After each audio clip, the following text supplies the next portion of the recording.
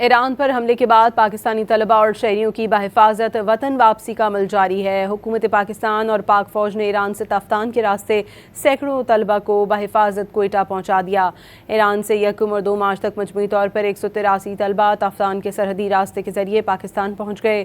2 مارچ کو 62 طلبہ کو کوئٹہ روانہ کیا گیا۔ اس میں 20 خواتین بھی شامل ہیں۔ اسی روز مزید 121 طلبہ واپس آئے، جن میں 80 خواتین شامل تھیں۔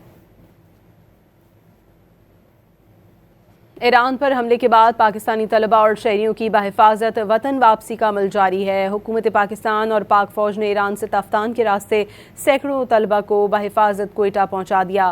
ایران سے 1 اور 2 مارچ تک مجموعی طور پر 183 طلبہ تفتان کے سرحدی راستے کے ذریعے پاکستان پہنچ گئے۔ 2 مارچ کو 62 طلبہ کو کوئٹہ روانہ کیا گیا۔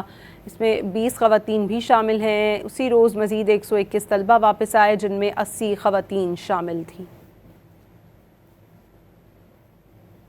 ایران پر حملے کے بعد پاکستانی طلبہ اور شہریوں کی بحفاظت وطن واپسی کا عمل جاری ہے۔ حکومت پاکستان اور پاک فوج نے ایران سے تفتان کے راستے سینکڑوں طلبہ کو بحفاظت کوئٹہ پہنچا دیا۔ ایران سے 1 اور 2 مارچ تک مجموعی طور پر 183 طلبہ تفتان کے سرحدی راستے کے ذریعے پاکستان پہنچ گئے۔ 2 مارچ کو 62 طلبہ کو کوئٹہ روانہ کیا گیا۔ اس میں 20 خواتین بھی شامل ہیں۔ اسی روز مزید 121 طلبہ واپس آئے، جن میں 80 خواتین شامل تھیں۔